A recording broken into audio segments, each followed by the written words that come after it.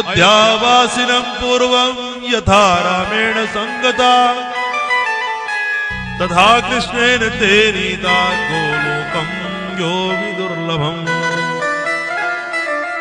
बोले महाराज देखे, भागवत की कथा से बड़े पापी तर जाते हैं, तो छोटा मोटा पापी तरे, इसमें कोई संशय नहीं है। बोले एक छोटा सा प्रश्न है महाराज जी, और बता दीजिए। नारद जी ने कहा, ये बता दीजिए भागवत की विधि क्या है। थोड़ा सा 5 मिनट कथा करके उसके बाद वार्ती, ठीक है ना, 5 मिनट की कथा और बची है। बोलिए राधे राधे। बोले भागवत की कथा बता दी, कथा की विधि बताइए।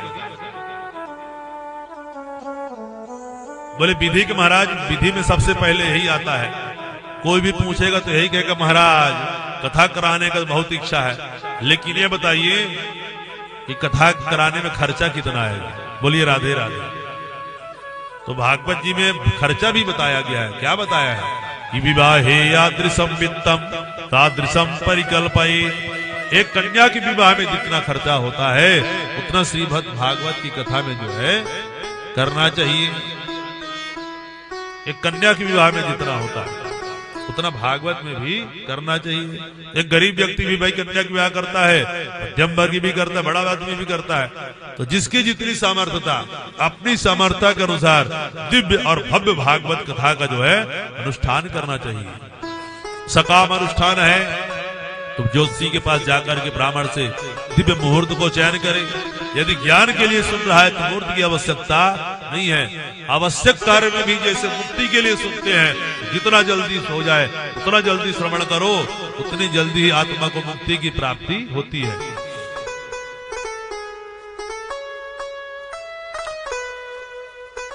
सुंदर कथा सुनाने के लिए ऐसे दिव्य ब्राह्मण का चयन करें जो आपकी कथा को जो है, भागवत की कथा को एक एक शब्द आपको समझा सके।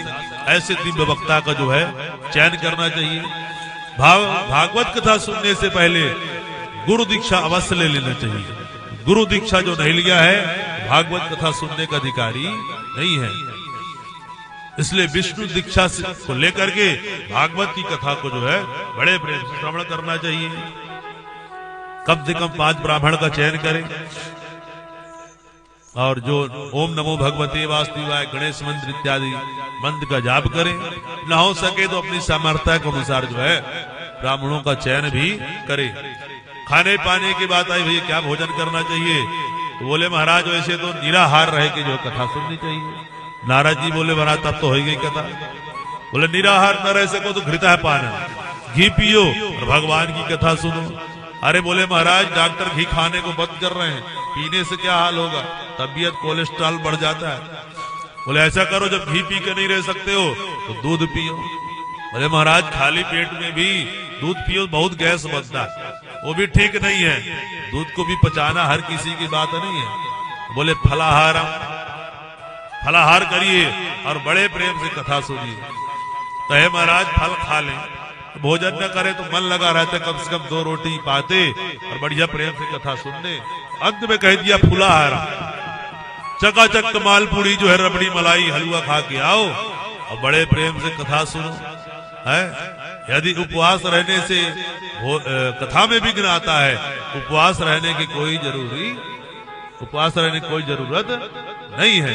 बढ़िया खा के आइए, माने तामसी वस्तु को त्याग करिए, लहसुन प्याज इत्यादि का, और बड़े प्रेम से आकर के कथा श्रवण करना चाहिए। वक्ता में साक्षात सुखदेव का दर्शन करना चाहिए। और कथा के अंत में जो है 12 ब्राह्मणों का अवश्य भोजन कराना चाहिए। कि सुख रूप प्रबोधज्ञ सर्वशास्त्र विशारदा एतत् कथा प्रकाशेन मदज्ञानम विनायस। वक्ता में सुखदेव जी का दर्शन करके उनका पूजन करे और भागवत की कथा इस भाव से सुनना चाहिए, हे सुखदेव जी महाराज ऐसी कथा सुनाइए, हमारे हृदय में जो अज्ञान है सब अज्ञान क्या हो जाए, नष्ट हो जाए आपकी कथा से, और हमको दिव्य सद ज्ञान की हमें प्राप्ति हो जाए और परमात्मा को प्राप्त करने का मार्ग हमारा जो है प्रशस्त हो जाए। और कथा के अंत में खूब भगवान नाम संकीर्तन करना चाहिए। नाम संकीर्तन की बात करी तो प्रहलाद जी महाराज ताली बजाने लगे। कि प्रहलाद तालधारी तरल गति तया चोदबा कास्यधारी वीणाधारी स्वरती स्वर कुशलतया राग करतार्जनो भूत इंद्रो वादिन मृदंगम जय जय सुकरा कीर्तने ते कुमारा यत्राग्रे भाव भक्ता सरस रचनया व्यास पुत्रो बभुवा। और दिव्य गंगा किनारे भगवान के नाम का खूब संकीर्तन जो है होने लगता है मालकोस राग में।